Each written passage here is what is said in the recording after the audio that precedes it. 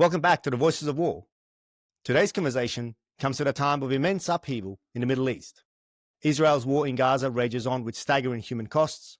Tensions with Iran are escalating after US airstrikes, and settlement expansion in the West Bank continues to erode hopes for a two-state solution. But while the headlines focus on bombs, borders, and diplomacy, my guest today invites us to look deeper at the ideas, identities, and internal fractures driving these conflicts.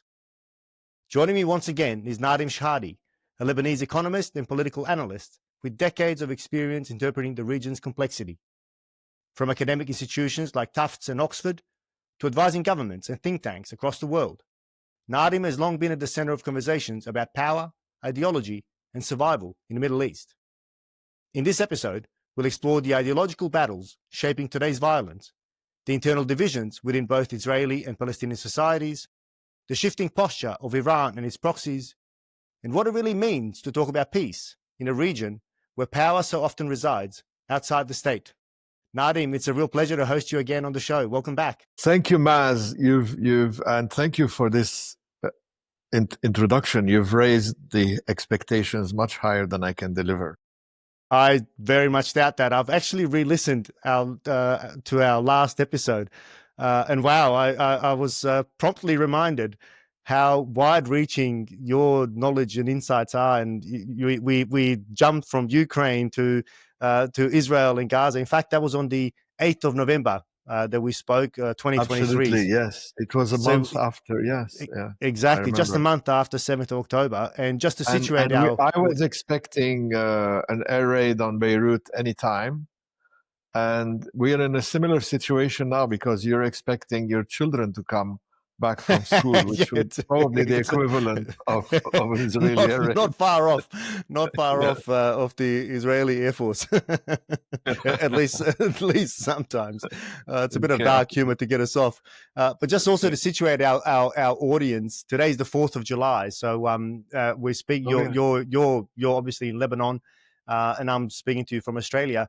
But perhaps to just to set the scene for us, or to kick us off, I'd love to hear an interpretation of yours of the current moment in the Middle East. In other words, what do you see as the underlying forces that are shaping where we are today? The underlying forces. Well, as you know, I always look at the internal rather than two sides. So the main developments should come from inside Iran, inside Israel, inside Lebanon, and inside the Palestinian Authority with the two sides, which are Hamas and so that's what I look for, rather than what's happening between the United States and Iran, between Israel and. So it's just a different way of looking, and I think it's far more important because the internal battle is the important one. You want one side to prevail. There should be some sort of sync between sides, internal synchronization between sides. So, for example, now you have. Even though it looks like Hamas has lost, if you look at it between Hamas versus Israel, but Hamas has won a crushing victory against the Palestinian Authority. Nobody visits Ramallah to resolve anything. The interlocutor is Hamas, and all the mediators are talking to Hamas. The proposal is with Hamas. So the power is with the interlocutor. And so it has won over the what we call the legitimate authority. But it's gaining legitimacy, and internally in Israel, I think it's unquestionable that the government has support. There are protests, but there has to be a change in. At least I look for changes in internal dynamics, and And if you look at the American strike on Iran, it hasn't. I mean, we don't know what changes in the internal dynamics in Iran have happened. Did the regime gain support? Because when you're being bombed, you never thank the people who bomb you.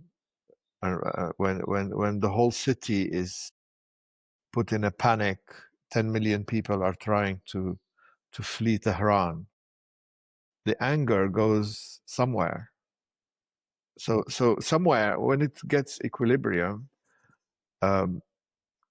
this regime will either become stronger or weaker. That's what we're looking. If we're looking for peace in the region, there's of course a real causes. There are real issues between the players, but there are also dynamics within each context which have to take part. Okay, so can we maybe develop that a little bit more? Because I'm really interested in the way you analyze conflicts and your focus on the internal dynamics. For the audience who's not familiar with this interpretation of conflict in general, give us an understanding of how and why you look at conflicts, and then maybe give us a little bit more context as to who the competing factions are within this particular context with Palestinians and Israelis. Yeah, I mean, it's not theoretical at all. I mean, I'm not going to go. There's no sort of grand theory. It's just very simple idea that let me give you Lebanon as an example. We have an agreement brokered by the United States and the Saudis. I mean, we have a regional agreement that stopped the war in November. And one of the conditions is that Hezbollah should disarm in Lebanon. Now, the disarming of Hezbollah, which is the key element in regaining stability and preventing another war happening, is an internal issue. So for the moment, the relationship between Hezbollah and the Lebanese state and the discussions on in chat shows on TV, in the press, in the media, in cafes, between Hezbollah fighters and their mother-in-law, all these factors are playing into whether Hezbollah will accept disarming or whether there is a way out which it will make it accept defeat. After all, it is a military defeat, but a military defeat does not necessarily lead to a political defeat. You can be defeated militarily, you can communicate it as a military defeat, but a political victory. So communications are important, internal dynamics are important, the internal narratives are important, how you finesse it. So for example, the power of Hamas in the Palestinian society is because it portrays itself as the only resistance against Israel, and portrays the Palestinian Authority as collaborators with the Israelis, which is not true. This is not reality, but they have the upper hand in the internal narrative, in the internal dynamics. So if we want a two-state solution with the Palestinian Authority prevailing and somehow viable state, I mean, the minimum possible, if you like, not an ideal state, you know. This is the main problem that has to be resolved between Hamas and the Palestinian Authority, between Hezbollah and the Lebanese state, between the Iraqi militias and the Iraqi state, between Iran and the United States. But all these are branches of a bigger conflict that have internal dynamics that are affected by military operations, by lots of factors. Same in the Gulf states. So it's just a So the different way of internal looking at it. Yeah. so the internal competition is not necessarily the narrative that we in the West analyze, discuss, talk about, because the way it's presented in the Hamas context is, and I think you worded it beautifully last time we spoke. You used the kind of classic guerrilla theory to explain what Hamas has done, where it's provoked an overwhelming response by Israel. And despite the fact that there's now 56,000 plus dead in Gaza, 70,000 plus children, and also allegedly by Israel, around 30,000 Hamas fighters have been killed. All Yeah. of that is a price being paid by Hamas in order for Hamas to retain power and influence over the Palestinian cause, as opposed to what the narrative is that we get to see and explore and understand in the West, certainly, is that Hamas is out to, exterminate Israel or delete Israel from the map of the world, which is part of their stated claims, but not necessarily the ultimate end state, because, if Israel is gone, then they've got no reason to hold power anymore. Yes. I mean, it's a bit simpler also because in Israel, the government gains support by saying that Hamas wants to exterminate us. And everything that Hamas says almost confirms this to the Israeli public. So they get And what they the do, government, right? and what they do, and what they do. Yeah. And at the same time, what Israel does and what Israel says and what President Trump says confirms internally in Israel, in the Palestinian context, that Israel and the United States and the West are here to exterminate the Palestinians and kick them out of their homes and make 2 million people homeless and starve them to death and all that.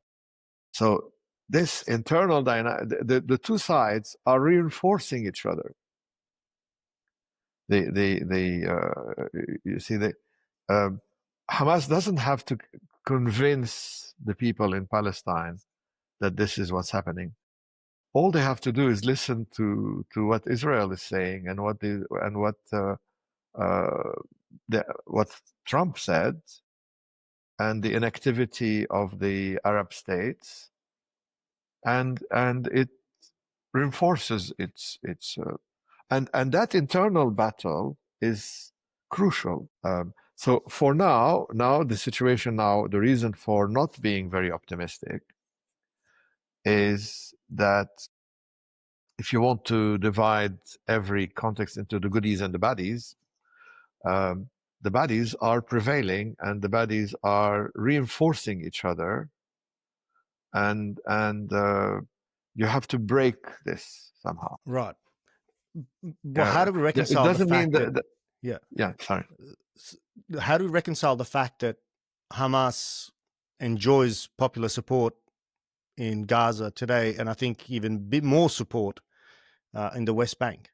Is that because they are seen as the only ones that are actually fighting and standing up to Israel? And I'm not sure yeah, that Hamas enjoys the support it does, the support we think it does in Gaza. Maybe it does in the West Bank. Maybe it does at Columbia University, places like that. But somewhere within Palestinian society, there must be a conversation saying that this is what Hamas is doing to us. But this conversation is not being allowed to surface because the circumstances are strengthening the other conversation. So the You war can't come out and say and attack Hamas in a situation when you're being bombed by the Israelis. It sounds like you're defending the people who are bombing you. We spoke about the Blitz. Nobody can blame Churchill for the Nazis bombing London while the bombing is happening. You would sound like a collaborator. But maybe someone in London thought this war is not very important. This war is useless, or it should have stopped, or we shouldn't have bombed Dresden, or we shouldn't. Maybe someone thought that, but they would never have said it. So given the, I mean, the war's been going on for 20 odd months now, or 21 months.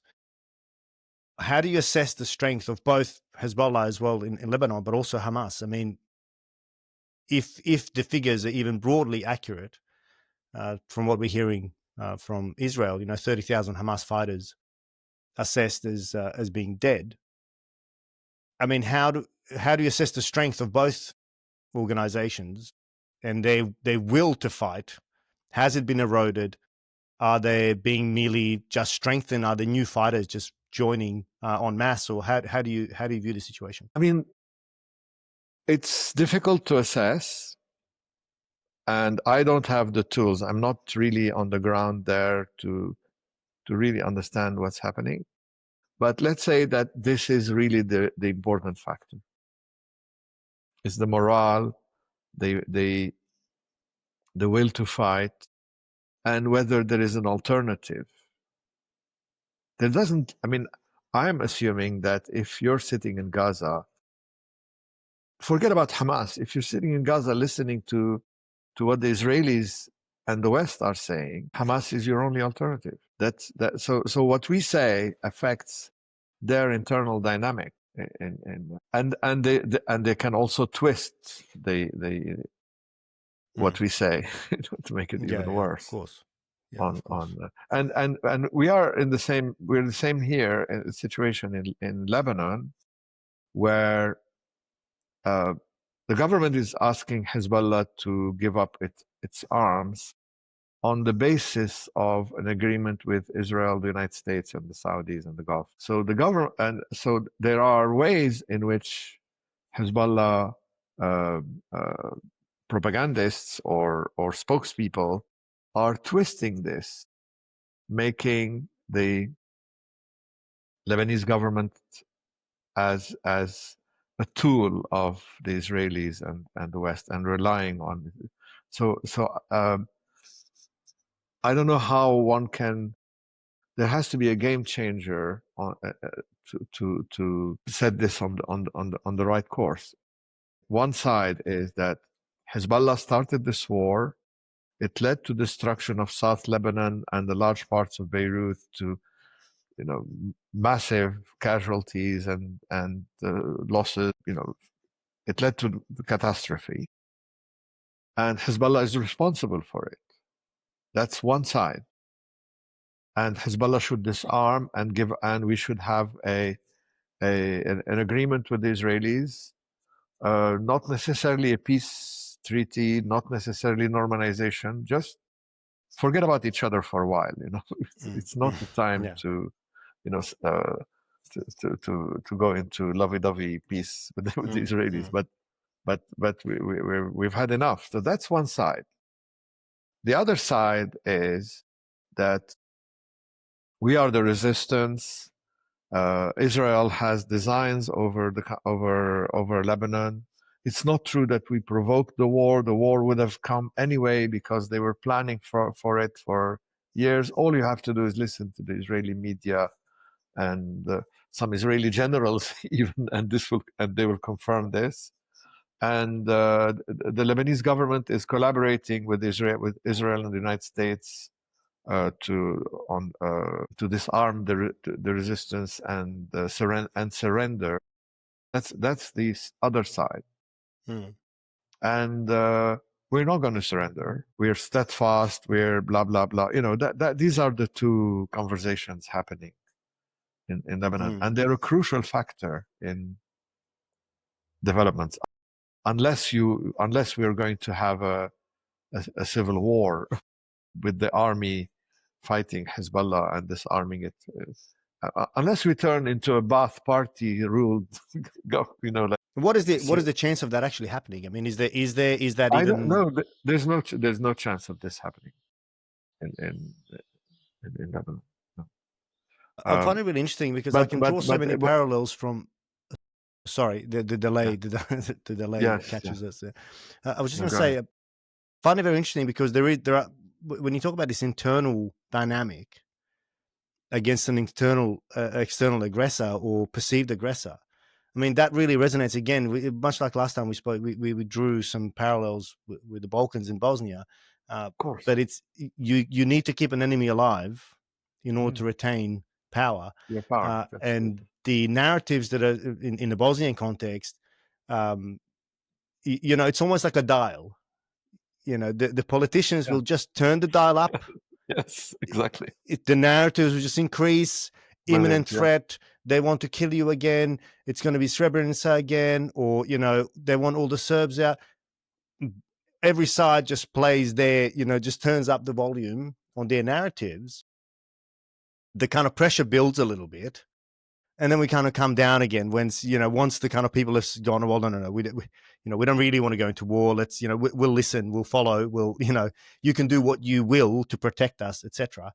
Of course, in the Middle East, that's escalated into actual violence.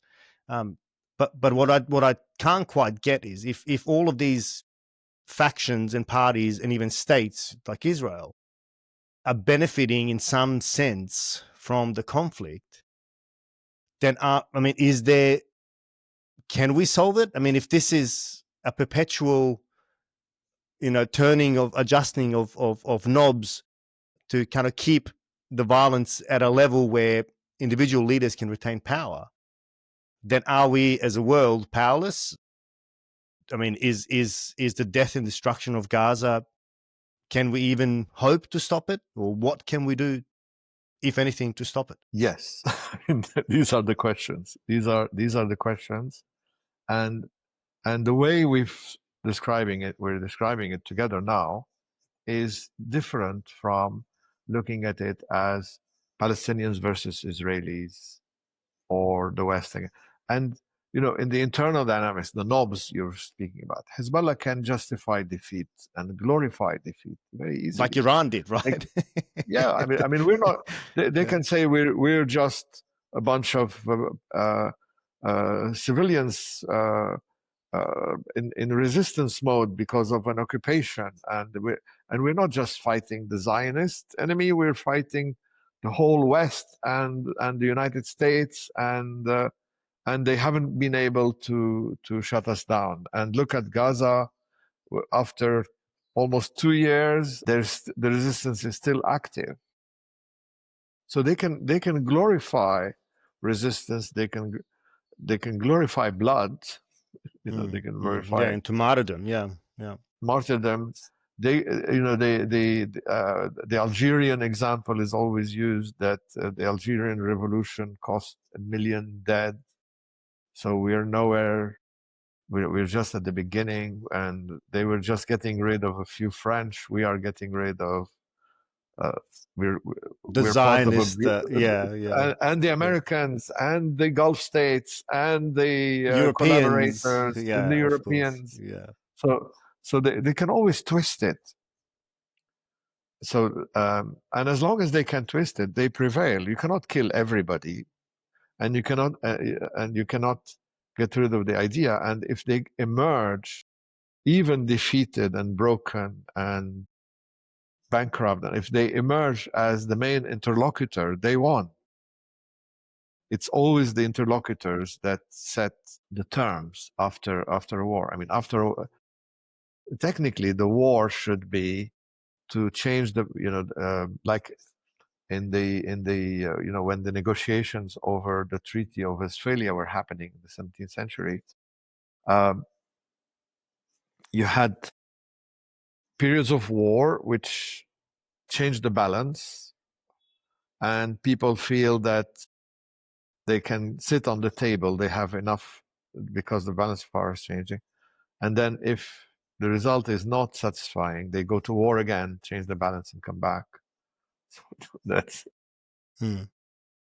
shifting of dynamics. So how do you assess Israeli strategy, given what we've just discussed? I mean, is this totally ineffective long term? I mean, if Hamas is going to claim, and always can, especially if they're the only holders of power in, say, Gaza, they will always be able to claim victory because, as you rightly pointed out, you can't kill all of them. It's impossible. You can't kill an idea. You can't kill a people. We've witnessed that time and time again. So, in other words, they will always be able to rise and say, "We're still here. We're still fighting. We're still the resistance." Israel is no safer, I suspect. So, Not at all. how No. do you evaluate Israeli strategy in this?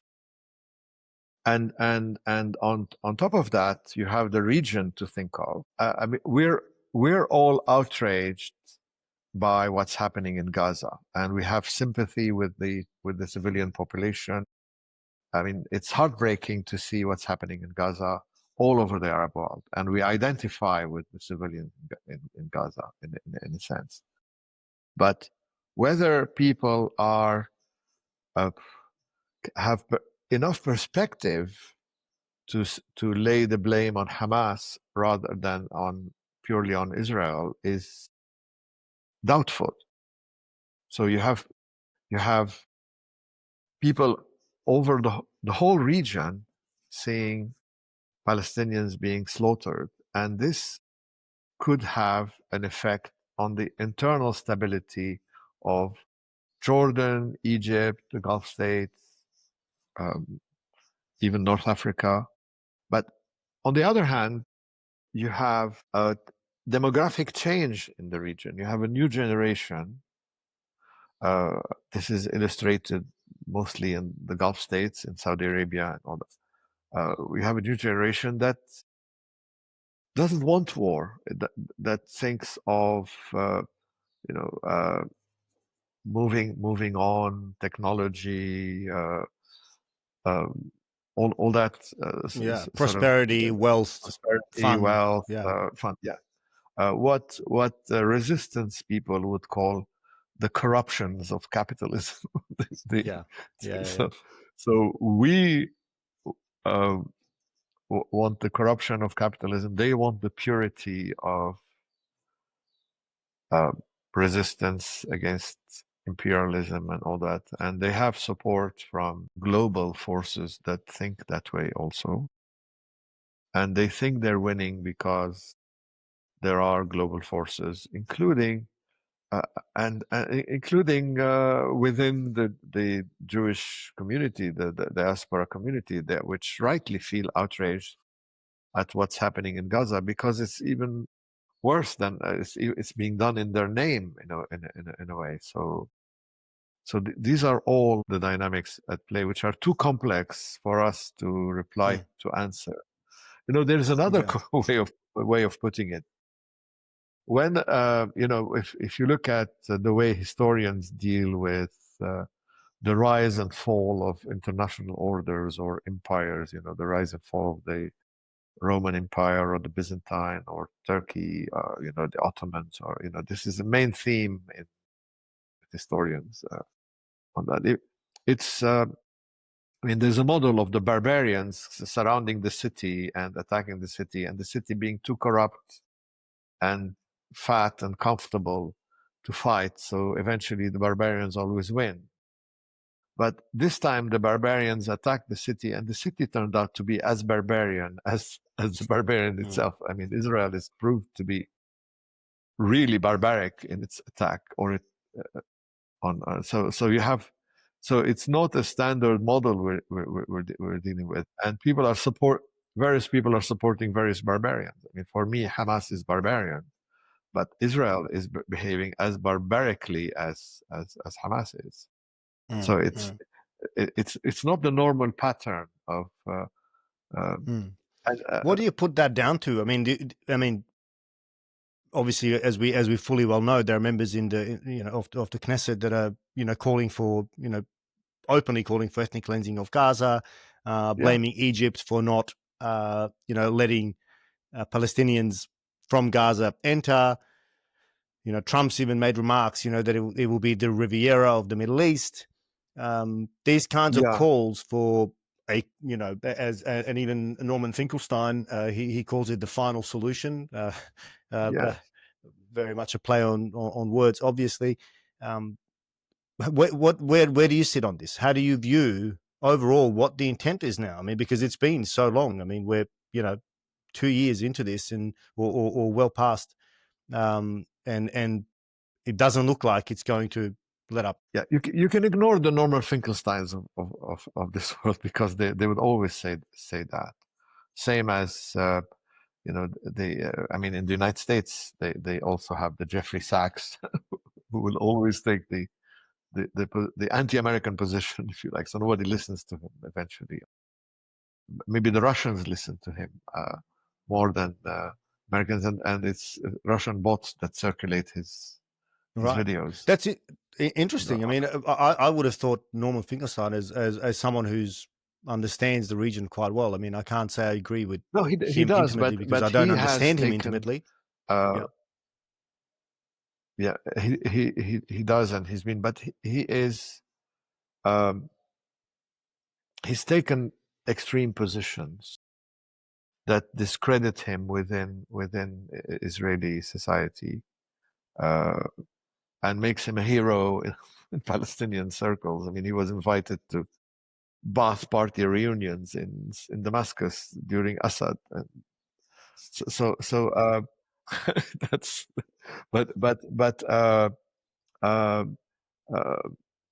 yeah, and I see them as part of the strength. I mean, there's a whole group of the new historians in Israel, whom I know well, because St. Anthony's College, where I spent 20 years, is their sort of focal point. People like Avi Shleim and Ilan Pape, Israel Gershoni, all these new historians are very useful in the debate, and I think they're on the Arab side, we don't have that much revisionism as the Israelis do. Right. But Ilan Pape, for And example, is quite critical of Zionism. And yes, I've just but started reading of course, his new book. yes. No, Ilan Pape is very critical of Zionism. So is Avi Shleim has become very critical of Zionism, and these are credible academics, and they affect the internal debate. Even sometimes they strengthen it rather than weaken it. They strengthen the other, because when you're challenged, you refine your arguments. So they're challenging the internal. They're continuously fueling the debate internally in Israel, and whereas on the Palestinian side, I don't see that we have our Finkelsteins and our Papes and our. It's less tolerated to be critical of the Palestinian side. Right. Yes, there's less revisionism, or at least those who are in danger and keep a low profile sometimes. It's not as outspoken as, but they are. I mean, they're important elements in the internal dynamics, and there's even debates between them. I mean, like someone like Benny Morris, who was one of the pioneer new historians, openly says that he's a Zionist, but at the same time he's a professional historian. It so happens that what he finds as a professional historian do not agree with his politics, but he keeps so I think this is a very rich debate, and it's the strength of a free society, internally free society. I mean, don't forget that, I mean, there are other elements. I mean, Israel is probably the only country in the region that had an Islamist as a minister in cabinet during the Lapid government. The leader of the Arab group, who's openly an Islamist, and you can't imagine. What does that mean, openly an Islamist in this context? I mean, what was he? Well, he has provocative. He has the He has the looks and the talks and the walk, the walk Right. of But was therefore elected then also by and was the Arab elected minority. and but our minority, and was included in the coalition because of the particular dynamics that they have in Israel. And you can't imagine that in Egypt. You can't imagine that in Jordan. You can't imagine that in Tunis now, or in anywhere in the Gulf states, or not in Morocco. It's um, it, these are parts of the strengths and weaknesses of a society. But the weakness of Israel is that I don't think they have an end game in sight. And because the way they're going is self-destructive for sure, because you cannot maintain a society like Israel in full mobilization, um, and in state of war and maintain at the same time the prosperity it had and the technology.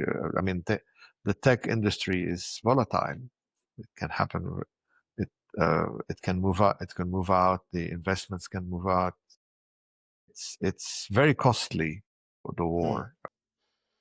And also for its moral high But ground. I mean, it retained a moral high yes, ground in the region, despite numerous atrocities over the years, some might yeah, say, but it retained the moral high ground because it was the the democracy in the region. It was perceived as Western in its values and approach. But I think that, correct me if you disagree, but I would suspect that that's been heavily eroded in the kind of yeah, global community. I mean, we just see by the way the votes land in the General Assembly. 85, 90% of the world is actively pursuing Israel for what's happening in Gaza and demanding a ceasefire, of course, demanding the release of hostages. But yeah. it feels to me that the shine of Israel being the beacon of light in a region that's so volatile has been degraded to a pretty significant extent. And I wonder how Israel can regain that, given what's happening in Gaza. Absolutely. And elements like these are far more important in the long run than the military operations. That's so, or at least they're worth considering as much Mm. as the military As operations. much as in history, ICJ rulings and ICC rulings, Yes. these remain in Well, history yeah. now. Yeah, Yes. But people can easily dismiss anything from the UN mm. sometimes, as And they do.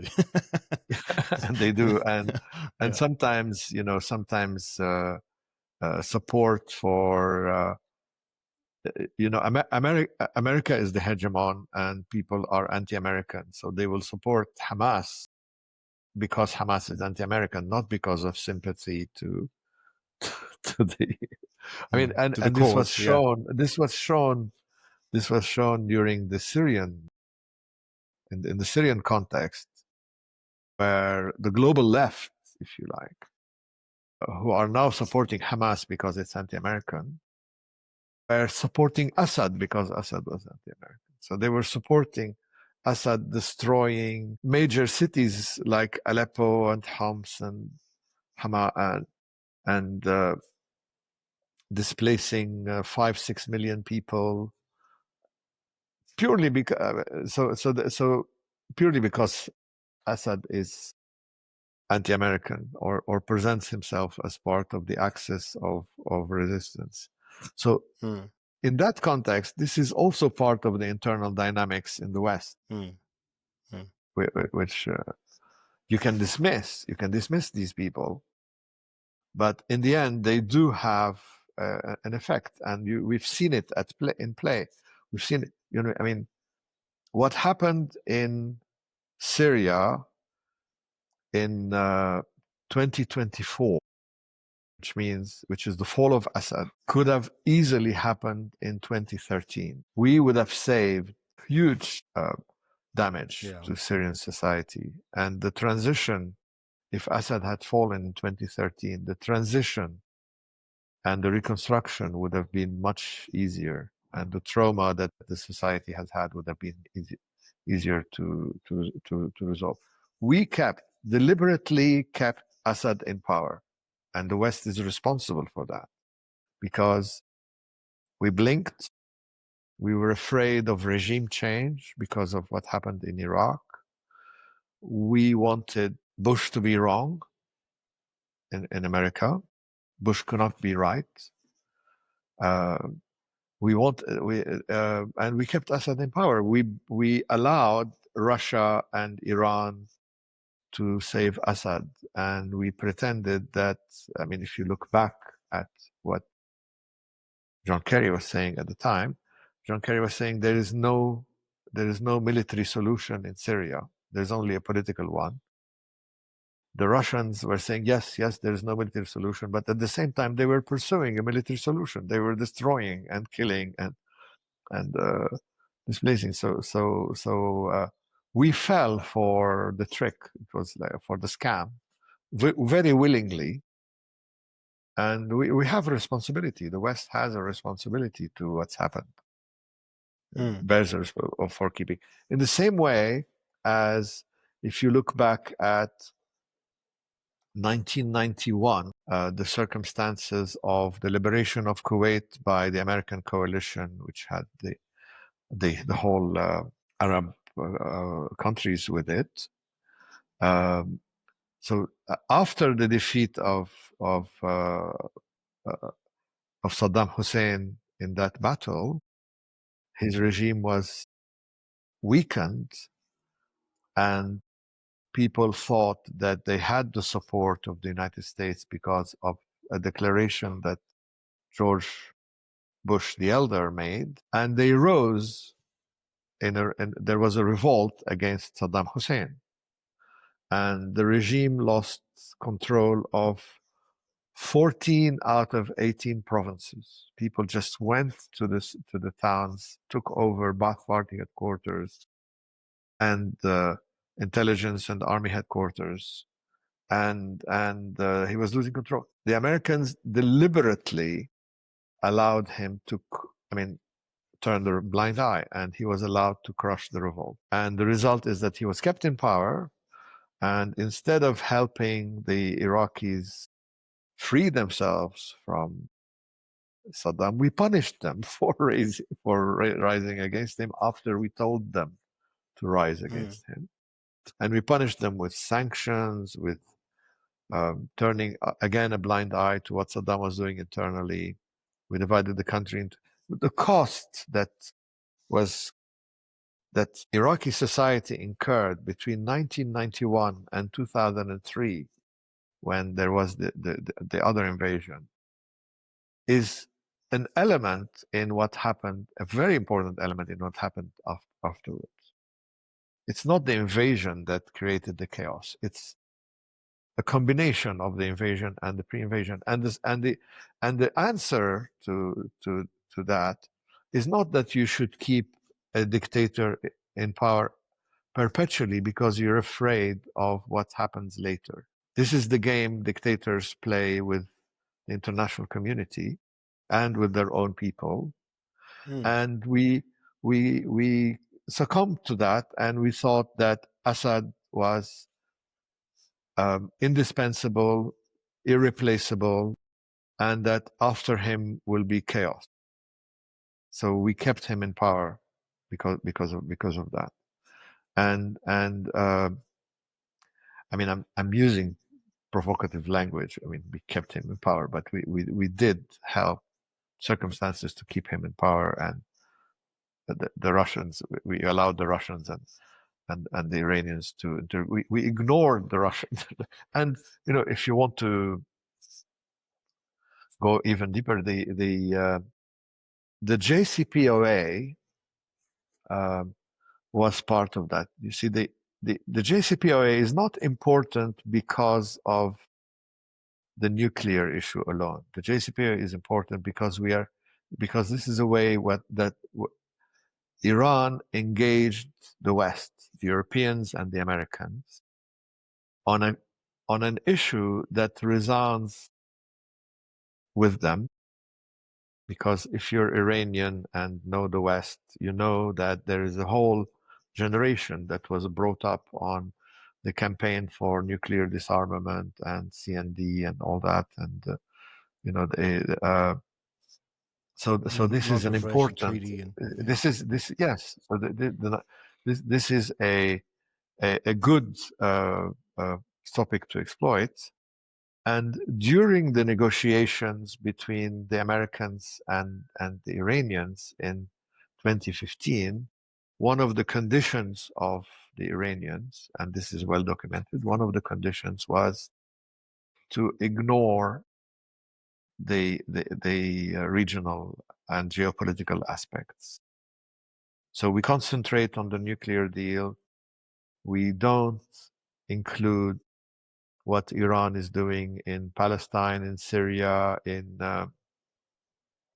Iraq, in Yemen, in Lebanon. Yes, of course. So we were kept busy with the nuclear deal, and it's an achievement. It's a box you tick. And while we were busy with that, Iran strengthened Hamas, Hezbollah, Islamic Jihad, the Syrian regime, the Iraqi militias who took over the country, and the Houthis, and they all came back to haunt us later. That's really interesting because I mean I thought the JCPOA, and that's perhaps my naivety, without seeing the deeper layer, that it's almost like a distraction.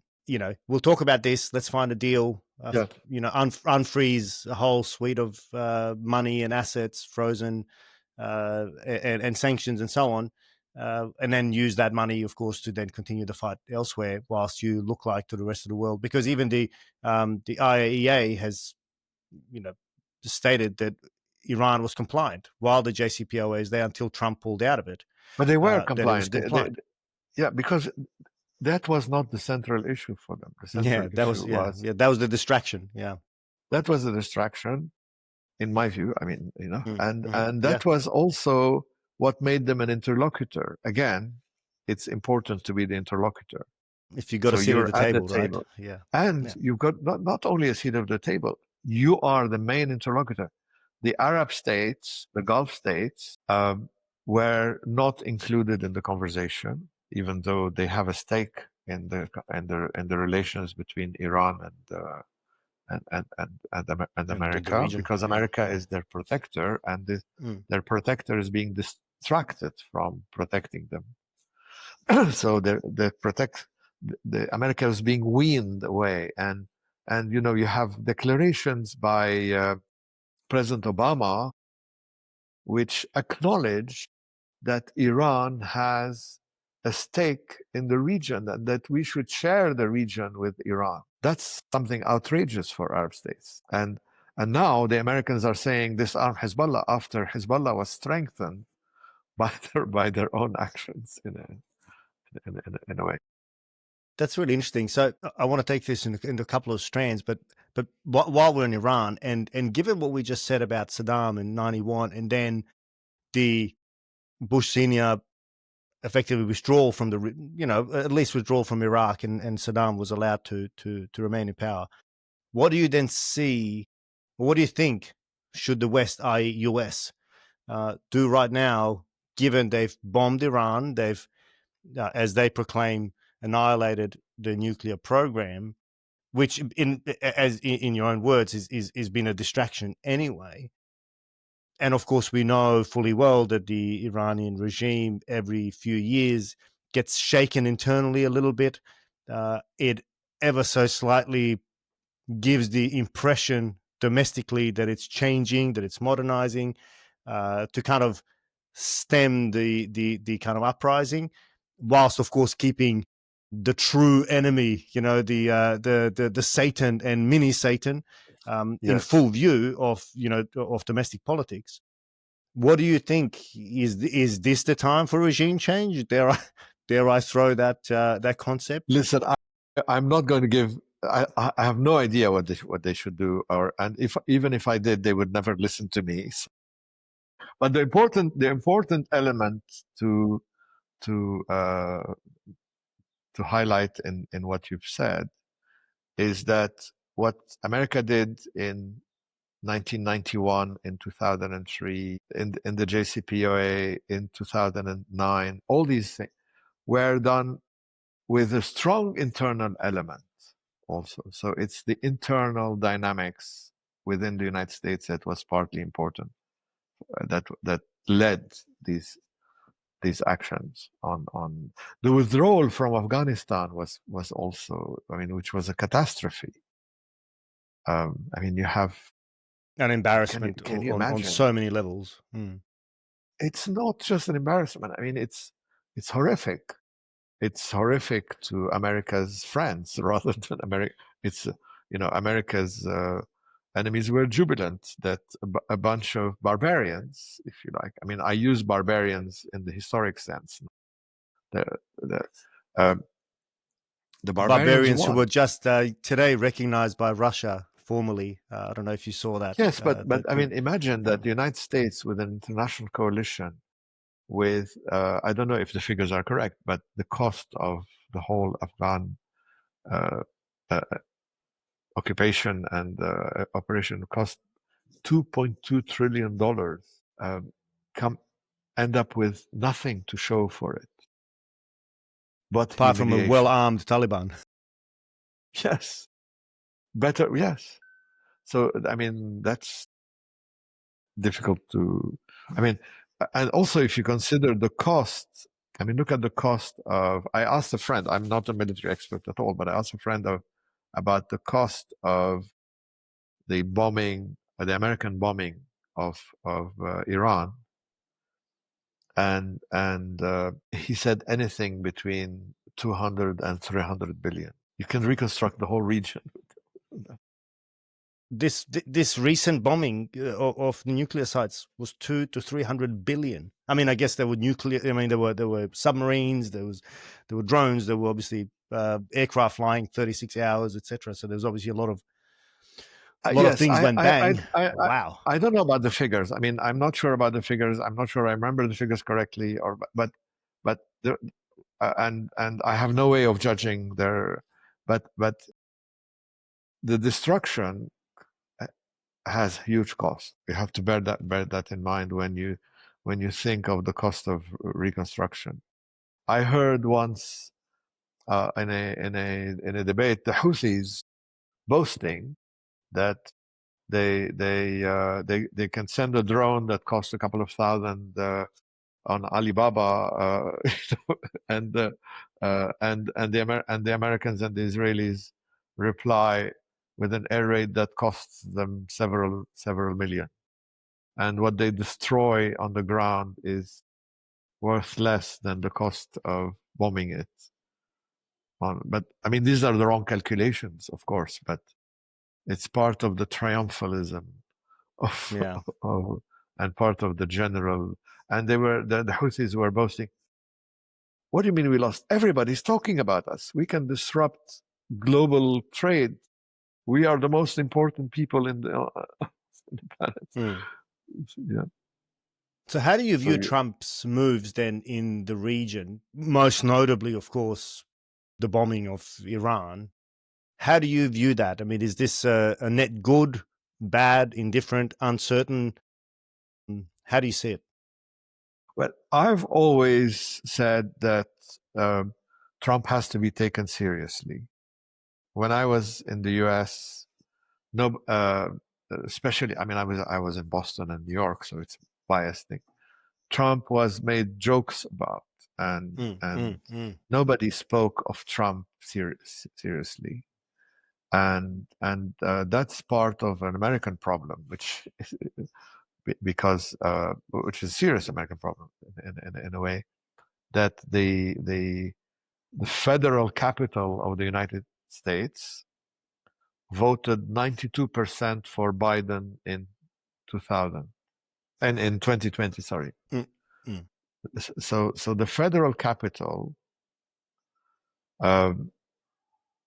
is divorced from at least 50% of the country. And if you heard even NPR, which is supposed to be the BBC of the United States and balanced and all that, they spoke of Trump in joking terms. And I think if one takes Trump seriously and looks at the results, I think, for example, the Abraham Accords are a great achievement. Even the withdrawal, even the moving of the embassy to Jerusalem has positive aspects in the sense that it did break a taboo. He promised it in the electoral campaign, but he was not the only one who promised it. I mean, every president from Ford to Clinton to Bush to Obama made that same promise to move the embassy from Tel Aviv to Jerusalem, and they never executed that probably because their advisors told them that if you do that, there will be a blood in the streets and burning of American flags from Marrakesh to Bangladesh, and American embassies will be even less safe, and American citizen and Starbucks and all that. So, but he actually did the crazy thing of delivering on an electoral promise, which is absurd in politics. Electoral promises are just to be elected, but in the end, nothing happened. So it's a major taboo that was broken. Much like bombing of Iran. Much like bombing of Iran, exactly. That's what I mean. Great to say. And there are problems in the way the American system works, bureaucracy, the deep state, and all that. There are real things to be taken seriously and to be addressed, especially the way the paralysis that results at huge cost from the internal battles in the administration and in the administrative structure. I mean, the so-called resistance to Trump paralyzed the bureaucracy in Washington at huge cost. The reason why you did not have so many ambassadorial appointments and government appointments was not because Trump didn't care. Maybe he didn't, but it was because every single appointment was resisted internally, and every security clearance would take 18 months in one case that I know of. 18 months for someone who was not at the top tier and who was an Obama voter, but just because he was a Trump appointee, the process of him getting security clearance took 18 months. And 18 months means that during those 18 months, you're not allowed to say anything, meet anybody, write anything, because everything you do hinders the process on that. So there is a crisis within America. There is a divide which probably even dates back to the divisions of the Civil War. The role of the federal state towards the other states, the hegemony of. So there are. I'm not saying that this is abnormal. There are these complexities in every society, as you know. But they are. But it matters here because it's the only hegemon still. Yeah. No, it matters here also because it is part of the internal dynamics in the United States. rather than part of the confrontation between the US and Iran. Let me just try and kind of summarize what we've broadly touched on, because I think that will give me the kind of launch pad for the next question I want to ask. We've talked about the internal dynamics of various states, and not even states, but entities, as being a key piece to understanding the larger narratives that are discussed kind of more broadly in media and so on. Quite often we don't have the time or the patience to understand what lies underneath the surface. So we have the kind of contestation for power between Hamas and the Palestinian Authority and Fatah and whatever. In Lebanon, we'll have the internal contestation between the Lebanese state and Hezbollah. In Israel, we'll have the internal contestation between the kind of far right of politics and the opposition. In the US, we have this fight between, the MAGA camp and the Never Trumpers. These kind of internal dynamics often are then, and then the foreign relations or the international arena is part of. It's a subject in the internal machinations, in internal battles, which then kind of plays out in the global scene in a way where we're kind of seeing, well, it's the US against Iran, or Israel against Iran. Yes, of course, that is the visible, the surface level narrative, but underneath that is a whole number of layers of internal battles that give air to these larger narratives to even have any space in our discourse. And you alluded to Yes, earlier and in the discussion as well. yeah, Sorry, don't. you add Sorry, to no, you that go. Yes. the dysfunctionality of the EU as well, where Or one other, state, or the UN, or the kind of yes, yeah. neutering of the Security Council and kind of global institutions. Yeah, but yes, please elaborate on that a little bit. Well, I mean, to give you just one example of how the dysfunctionality within the EU affected where we are now. In 2006, there were elections in Palestine. Hezbollah won. Not Hezbollah. Hamas. Hamas, yeah. Won the elections in Palestine. Hamas won because it was a protest vote, because there were 11 Fatah, PLO, and independent lists in a electoral system which looked at proportional representation also. There was only one Hamas list. So that's the reason why Hamas It diluted won the the vote of result. everyone else, right? Completely, They because leave you the were vote of everyone divided else, across and there 11. was a genuine protest vote against the PA, against the lack of progress, against corruption, and all that. So it was a genuine result, which reflected the mood. And the Hamas at the time offered to participate in a joint government with the PLO and the PA, in the PA, where they would not put forward their main politicians as candidates for ministries. They would put someone once or twice removed, but with known sympathies. And so they offered a compromise to have a joint government. And this was sent to Brussels. In Brussels, it was put to the vote in the European Council, the Council of Ministers, and it was vetoed by one state, and it was refused. That's this dysfunctionality within Europe. Yeah. That affected Good old veto. and at the same time, the other lesson from this is that even Hamas itself is not a monolithic entity, because there are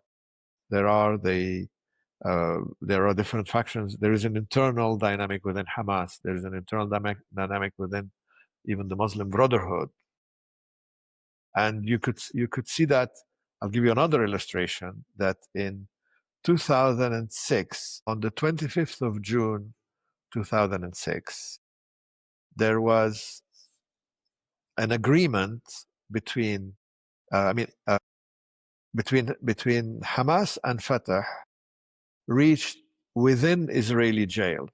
So Hamas and Fatah prisoners were allowed to meet and discuss the relationship between Hamas and Fatah and the PA and the PLO, and they came up with what was called the prisoners' document.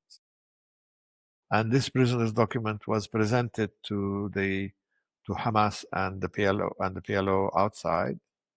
And Ismail Haniya and Abu Mazen were due to sign it on the 25th of June 2006, an important date. And what happened that evening was that elements from Hamas or Islamic Jihad or whatever crossed the border, kidnapped Gilad Shalit, and started throwing rockets and inflamed the whole Israeli Gaza front, and it basically the agreement was irrelevant by then, because there was a state of war. So this is part of the internal dynamics within Hamas and Islamic Jihad and all these resistance factions. So you can't even take that as monolithic, or Hezbollah as monolithic, so there's always an internal dynamic. So the reason why I'm explaining all this is that you have to look at that as well as the larger picture of, Iran versus the US, Israel versus the Palestinians, or if you like, Israel versus the Arabs, and Israel, and within a closer circle, Israel versus the Palestinians. It gives you some real issues. I'm not saying they're not, but at the same time, the solution lies with the solution, or the disruption of solution lies within the internal dynamics in each camp, including Well, that actually brings me to the direction I wanted to take this, and that's last time we briefly spoke about the Shia political revival, which to me still is it's a huge undercurrent in the region, and one that, again, we in the West don't really see. We understand that the Arab states are against Iran. We understand that Saudi Arabia is the mortal enemy of Iran in so many ways, but we also understand that there's been a bit of a rapprochement between them. And we also saw that, Saudi Arabia condemned the attacks by Trump. So that also gives a perplexing image as to what's actually happening in the region. And also, what we don't talk about is how deep and how far reaching, and what the intent behind this revival really is.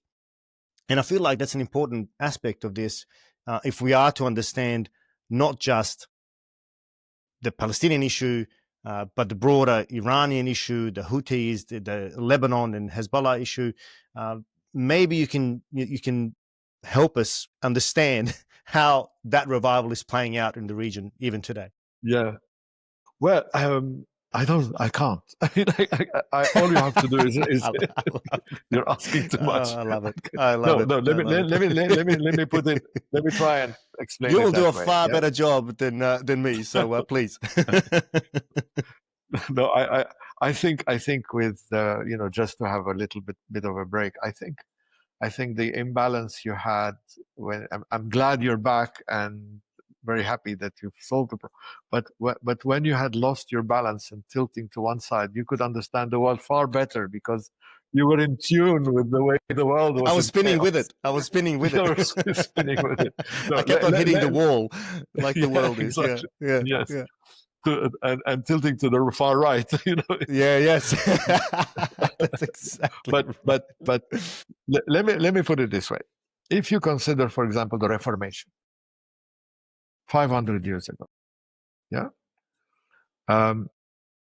1560, Michelangelo was painting the Sistine Chapel in Rome, very elaborate with gold and red and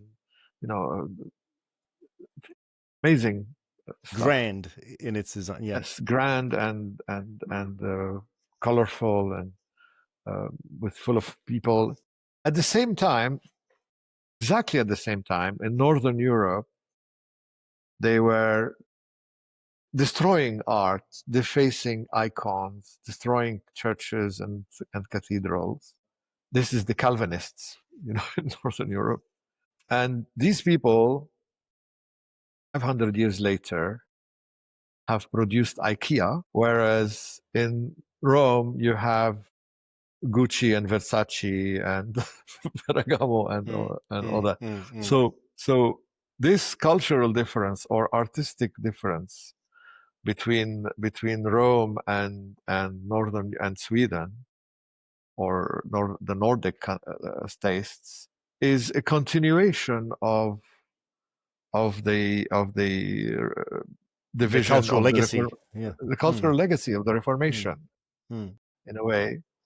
And the United States is also a continuation of the cultural legacy of very bigoted Puritans who crossed on and Geneva is also a continuation of the Calvinist period where they were. I mean, it was not very different from ISIS and Raqqa under Calvin. So what we're seeing is a region-wide revival in the Shia context after 1400 years, similar to the Reformation, which may eventually and probably will come up with something positive. But it went through.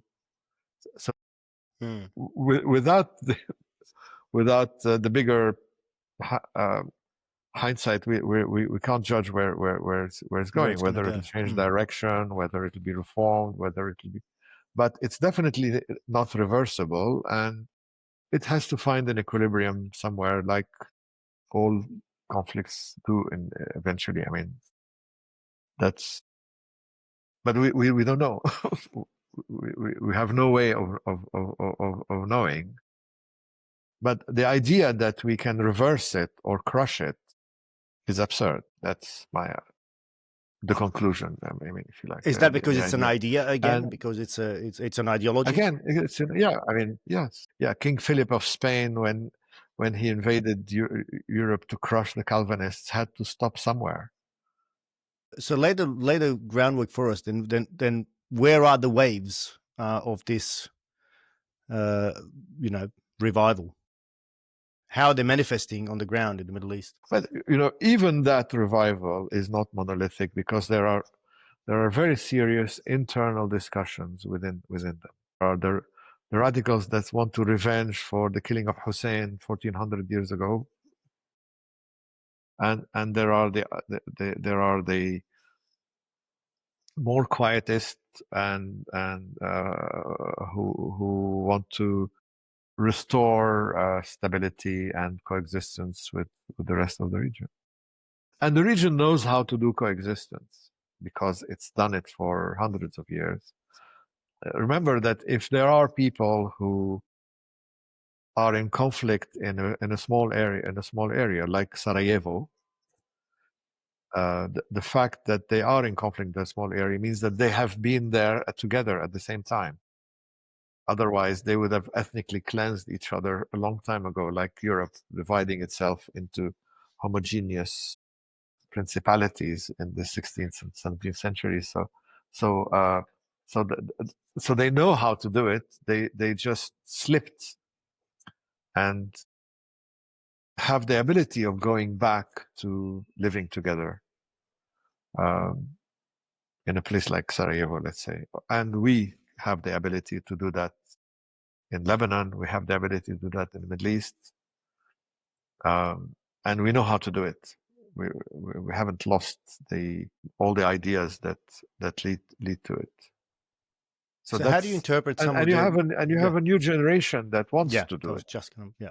That's Yeah. that's a, I just wanted to come to that actually because you alluded to that earlier, that there is a yes. A new generation, and I think Mohammed bin Salman represents perhaps that generation of wanting to explore the world and live life and travel and study and enjoy the blessings of this world, so to say.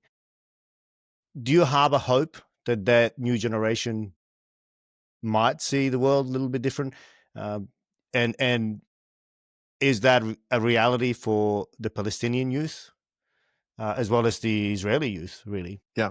I mean, to continue along the same lines that we've been discussing, what I imagine is happening with a new generation is people who want to live the world and go to technology and forget about the wars of their parents and grandparents, and they want change, which is probably best represented with Hamad bin Salman and Dubai and the Gulf states and the Abraham Accords and all that. And there are at the same time people who are angry, young people who are angry, who are being mobilized, who are being radicalized, and who are being told that you can't bow to imperialism and Zionism and all that. They are evil, and we have to fight them. And so there are these two currents happening. And I hope the Gulfi one will prevail rather than the Hamas one. And it has to. I mean, can't live like this for forever. But they both exist within every society. There are people who wake up one morning and switch on social media, young people, and think, gosh, while I'm being busy, which dating app works better? This is being done, and we're not doing anything about it, and we're collaborating with it in a way. So there are. Uh, uh, I don't see that the angry youth will prevail over the happy youth, should I? But it is something to be taken seriously. It's a dynamic that should be taken seriously. And perhaps my last question, then, given how long we've been going for, but what is the general mood in Lebanon at the moment? Well, I mean, to end on a good note, Beirut is a party city, and it's the paradox of life continuing normally. Expats are coming back. Some tourists are coming. Restaurants are full. You need strings to pull strings to get into some of them. Yeah. And nightclubs and the beaches, and but at the same time there are air raids still happening. Yesterday there were several, and there was a targeted assassination on a car, sort of a few meters away from the airport, and planes were still landing with. So that's the mood in Lebanon. We're at the edge of the abyss again. And so situation normal, despite the abyss. but at the same time, there is a very intense conversation happening. There is criticism of the government for not delivering on promises. There's normal politics, of course, happening at the same time. So, and the government is looking far weaker than it did when it was set up, when it was founded in November. But so that's the in a way. It was a government that overpromised, a bit like your introduction to our discussion. It was it was. I mean, we have a government of 24 ministers. 14 of them have PhDs. 3 LLMs. I'm talking LLMs from Harvard and Columbia. I'm not talking about we have 2 brigadier generals and 1 major general. People who served in the IMF and the World Bank. Our prime minister headed the ICJ and was president of the Security Council, of the UN Security Council. We have the most qualified government in the history of humanity, sure, because I couldn't even think of one British prime minister who ever had a PhD. And then I thought, well, yes, Gordon Brown, but nobody remembers him. But we have 14, so we have this government which is overqualified, which is definitely full of honest people, and the best you could think of, and they couldn't deliver on a deal with Hezbollah to disarm or anyway to bring back confidence in the country. So these are the perhaps proof that we do ultimately need strongmen to. Perhaps you need barbarians also. Yeah. To paraphrase to confront Trump, barbarians. Yeah. To paraphrase Trump, to the kids in the schoolyard are fighting, and Rutte, as he referred to him as Daddy Trump, needs to come in and sort him out. Which is, look, if that's the world we live in, look, I wouldn't be surprised if that's actually the case, but it's a sad realization if that's where the world is, that we ultimately need the muscle to Trump is if America is an empire, Trump is behaving like an emperor for the first time, because former presidents were reluctant emperors, because there is this deeply seated resistance to being an empire in America, which presents itself in the division between interventionism and isolation.